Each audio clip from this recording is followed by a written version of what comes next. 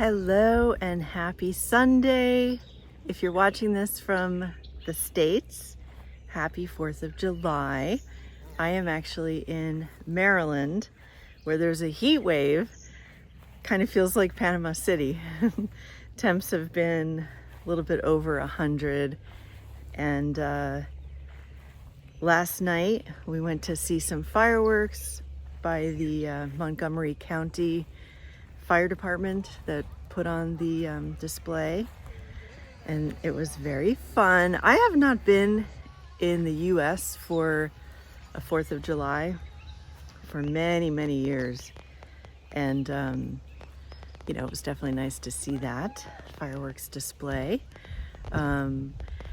Very typical, Americana scene with kids running around catching footballs and people playing cornhole and music playing, and yeah, it was fun. Kind of reminded me of growing up in the States. And but that leads me to this week's video topic, which is managing expectations, because specifically lately I've seen quite a few posts in the El Valle Facebook group that I just really wonder where people are getting information on what is available in Panama and what to expect. So we're going to get into that. I am not in a driverless car. The driver went in to charge his Panapass so that he can take the toll road back after he drops me off at the Riand Aeropuerto Hotel. We just FaceTimed with his daughter while driving and sitting in traffic. He's a very nice man.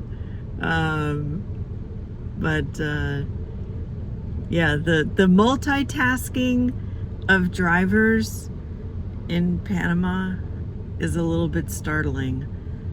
I think that bus trip will be my last. I'll go into a little detail later. I need a good night's sleep, a shower, and then a good night's sleep. And my flight is tomorrow.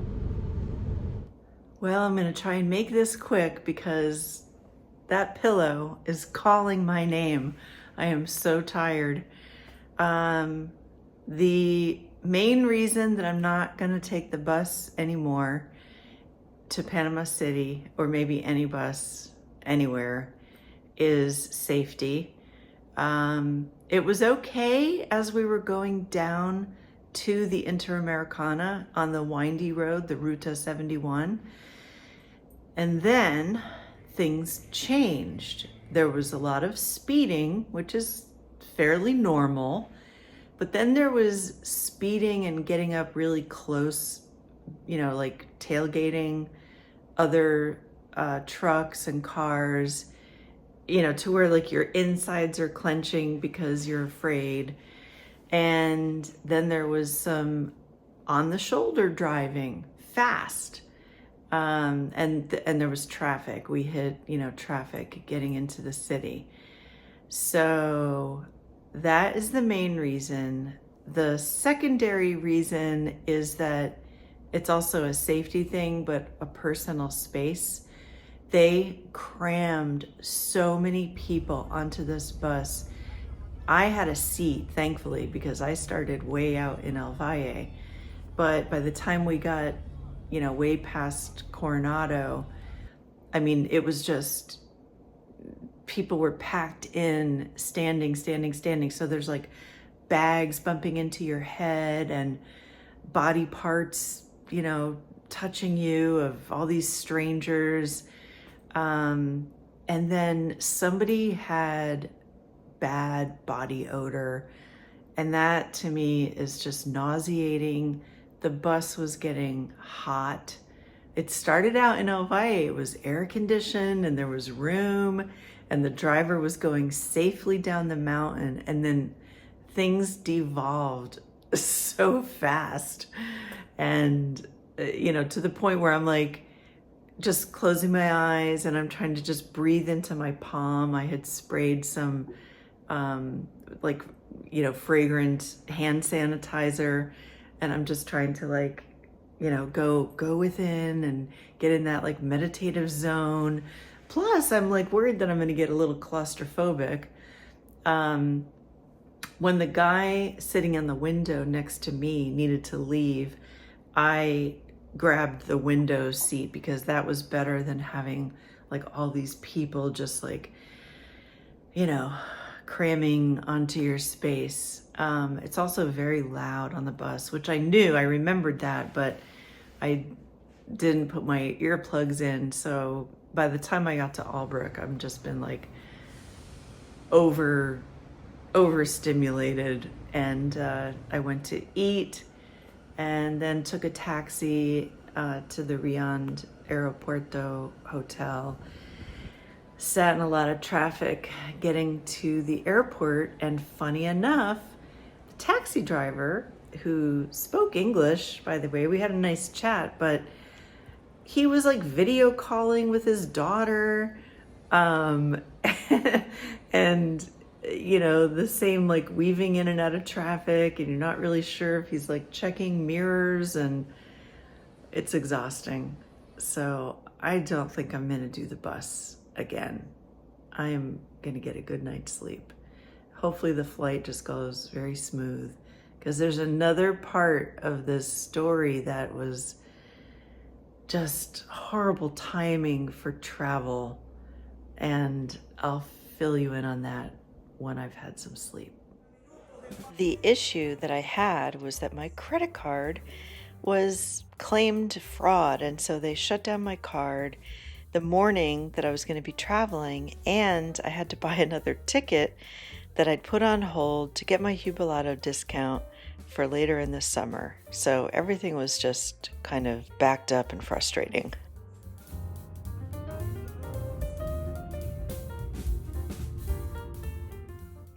It's funny, I didn't even bring my bathing suit because I have never taken a swim in the pool at the Riad.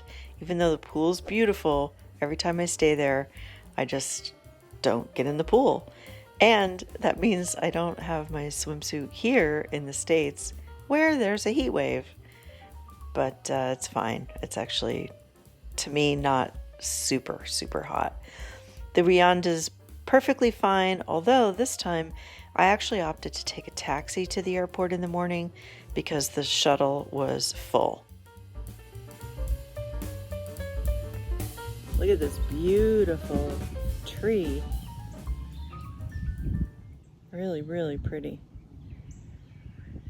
So, of course, it's natural to, bring your old country's expectations with you to a new country, because we don't know how things are and how things are going to be different. For example, I think most of us don't realize that there's no mail system in Panama, and that was kind of a surprise. And yes, there are ways that you can get Amazon orders, but that's why you'll see very small greeting card displays in stores, because there's no way to mail a card to anyone. And bills are often just tucked into your gate on your property or your driveway. So the reason I wanted to chat about the expectations versus reality is, I think sometimes, correct me if I'm wrong, but I think relocation companies and real estate companies will often just feature the highlights. Of course, they're not going to tell you some of the things that maybe aren't so pretty.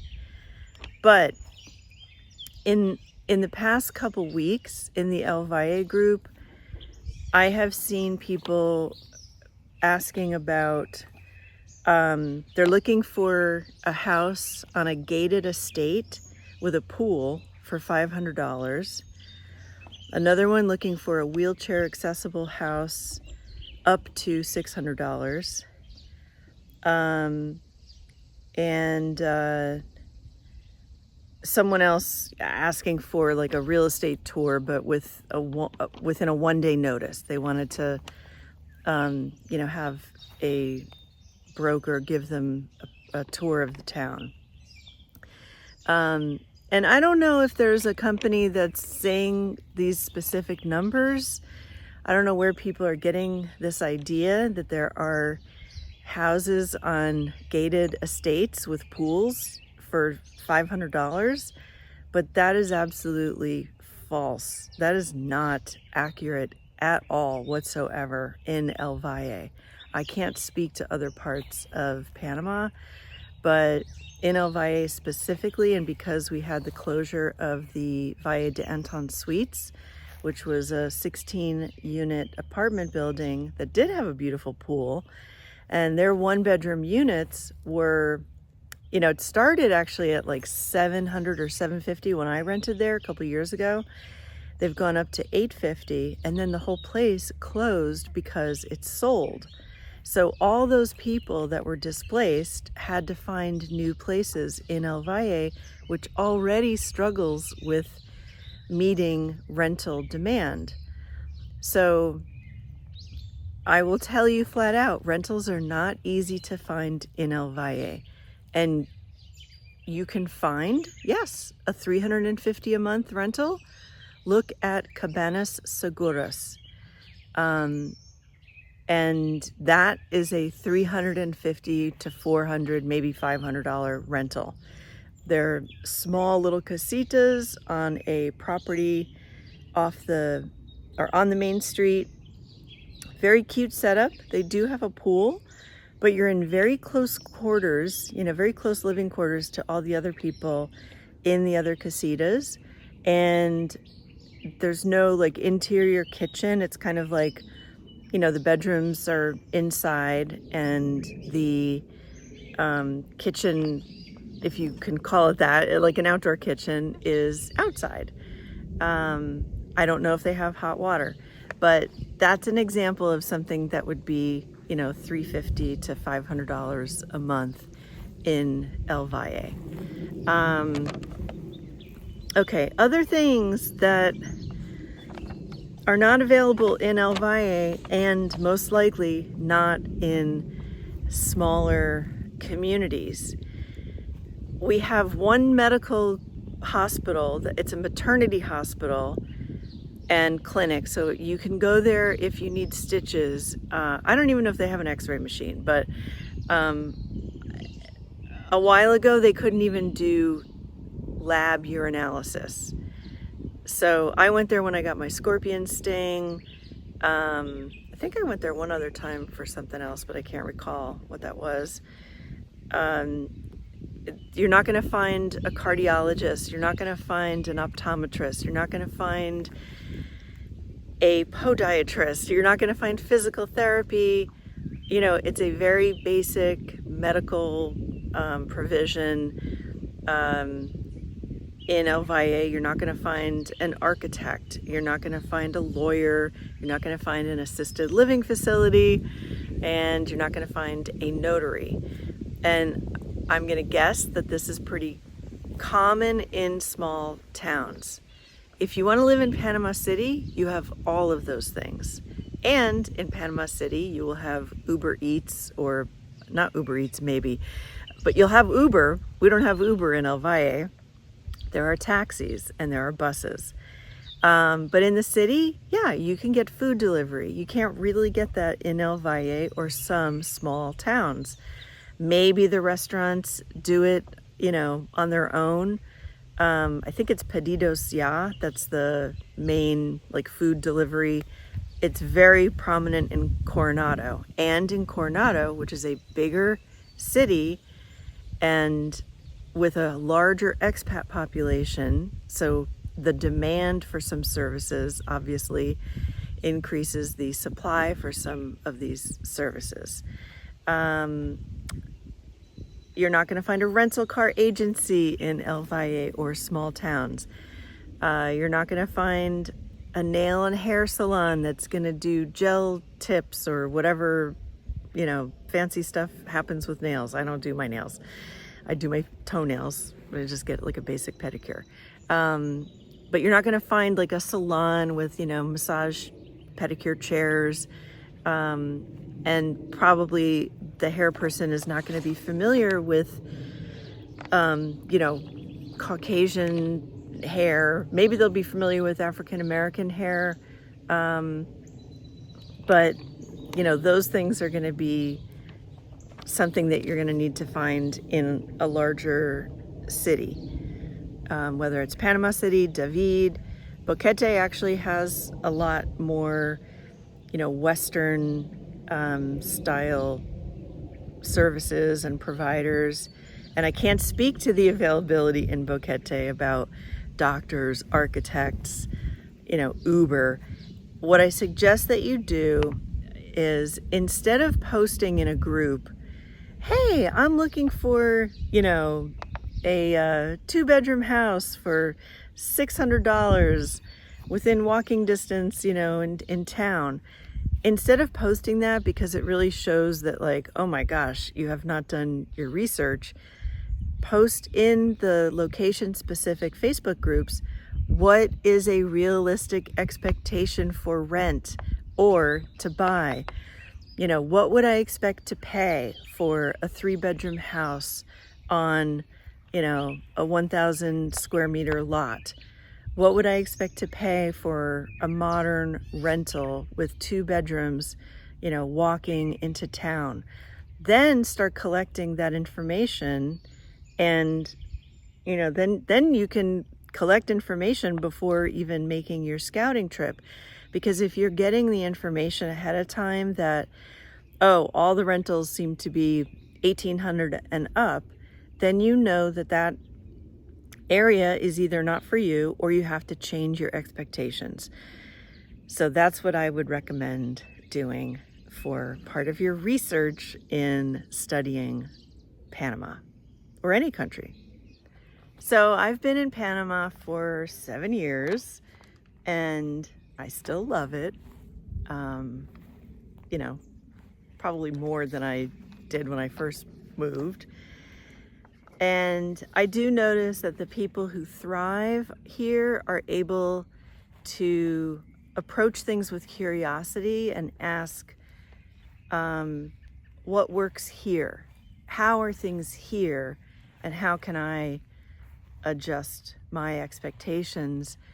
And not asking, which I have done, I'll tell you, not asking, well, why don't they, and then fill in the blank, or they should. And I found myself saying that once. I think I was here maybe 6 months in Panama, and it was a little thing, and I was, going through the anxieties of, changing countries or whatever, and I was kind of fixated on this one thing, like, well, they should this, they should that, they should this. And then I kept hearing myself say that. Thank God I caught myself. And I was like, no, they don't have to do anything differently. I'm in Panama, and this is how things function here. I think it was something about refills, even, like something so minor, but like, I love my iced tea without sugar. You can't find that in Panama. There's a very few restaurants that actually have iced tea sin azúcar. And you will most likely not find free refills. Although they did have them at TGI Fridays when I went to eat at the Albrook Mall. They had iced tea with free refills, tea that didn't have sugar. So I was, really enjoying that.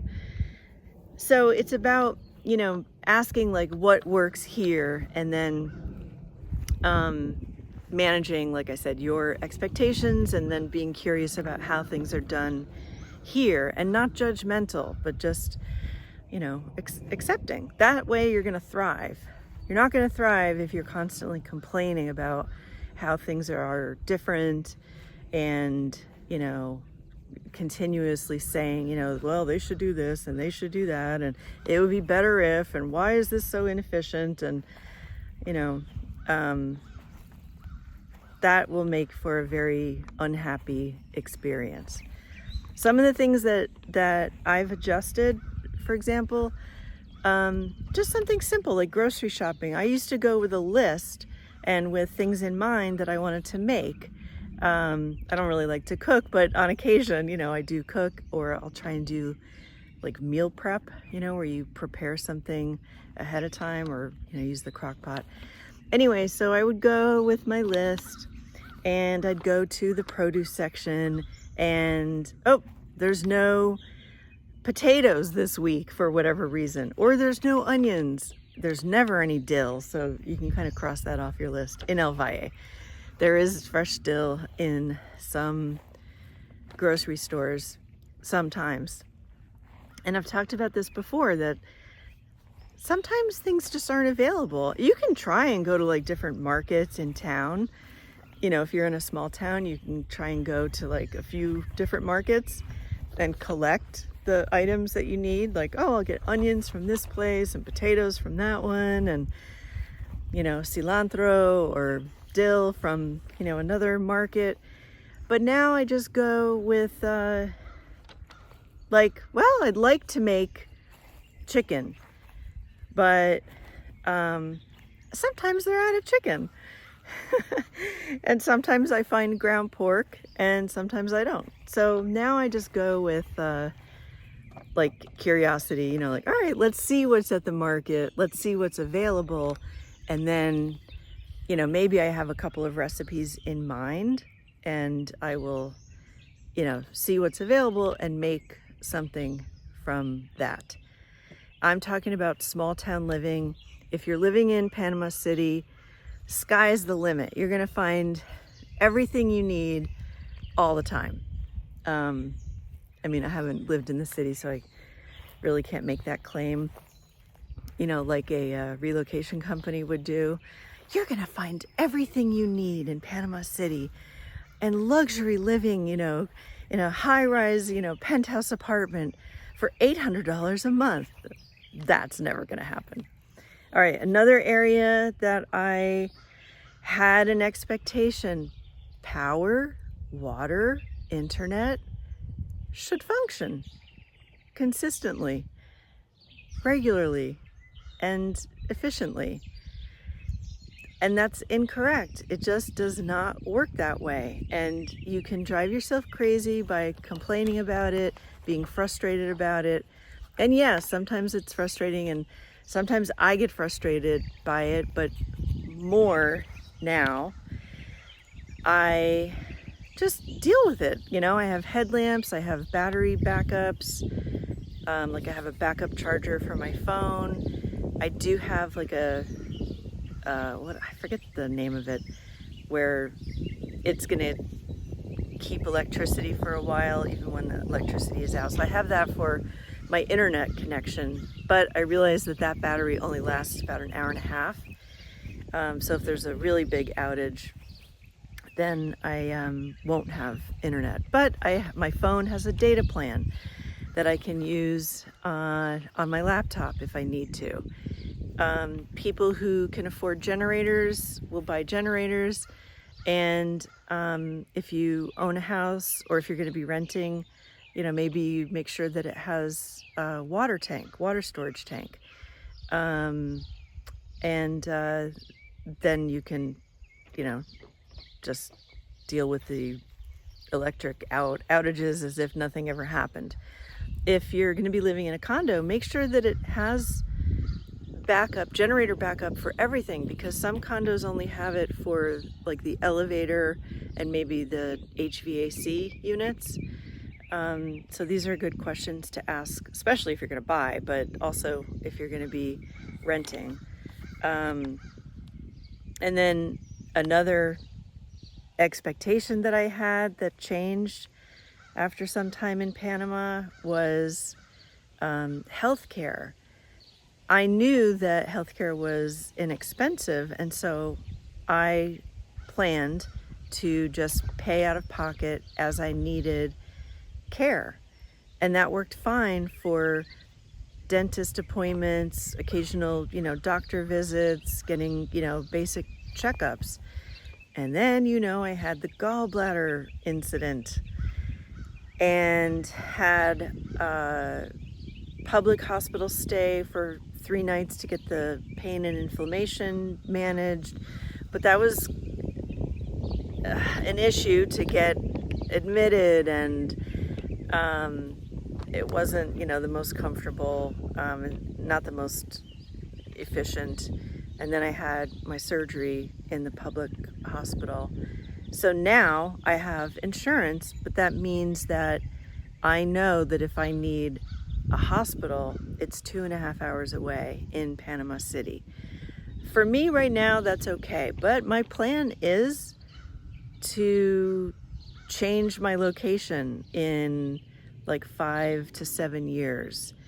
And maybe not Panama City, because I don't want to live in a big city and I don't want to live in the heat of Panama City.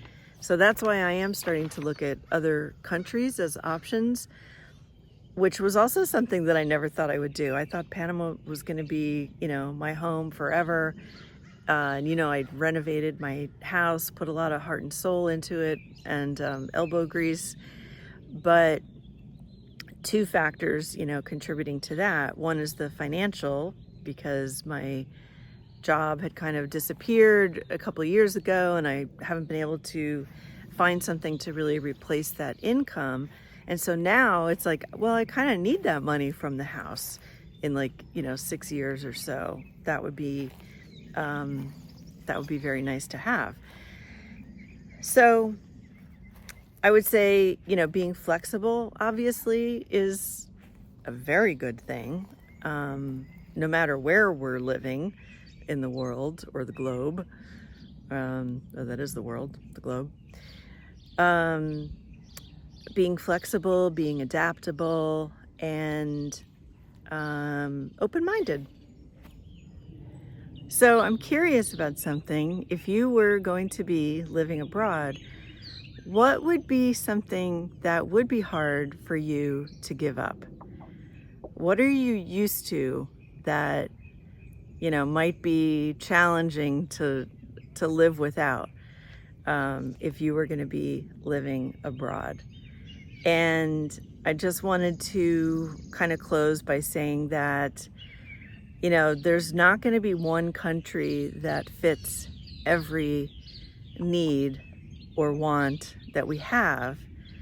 But if you can prioritize things and have your top 5 of, priorities, you can definitely find a place that's going to meet those needs. And it may require, being flexible or lower prioritizing some of the other needs or wants. And if you're willing to do that, I think you can definitely thrive living abroad. I'm starting to look at my changing priorities for as I get older and aging abroad. So that's another topic that I'm going to be chatting about, because it is something that I'm thinking about. I don't have kids. I don't have family here in Panama, and I want to have as much, control as I can about my aging process. I don't want someone to, come into my home and tell me, hey, Patty, it's not safe for you to live here. We have to move you. I'd rather try and be a few steps ahead of that and set my life up so that I can have a plan in place if I become incapacitated, or, it's not safe for me to live in my house, or if my care needs, if I need care, or if my care needs rise. So for the next few years, I'm definitely thinking about a place that is going to be closer to healthcare. It doesn't have to be perfect. I mean, I do kind of feel like if it's my time to go, it's my time, but a 2.5-hour ambulance ride, or figuring out how to get down the mountain and into the city, I'd rather lower that to like at least 45 minutes or an hour from a decent hospital. Doesn't have to be, you know, super high tech. I mean, I'm not a person who, you know, I don't want to be like resuscitated and kept alive for heroic measures. I really believe that my quality of life is more important. And for me, that means like being ambulatory and having my mental faculties and being able to make choices and decisions for myself. So that's definitely high on my list, is the medical, and then the climate. You know, I don't want to be in the heat of like Panama. I want to have a much more temperate climate. And I think, there was like a couple other things anyway that I was thinking about, but I can't think of them now because it's hot. There's a heat wave here. I'm starting to melt. So I'm going to go inside, edit this video, put it together.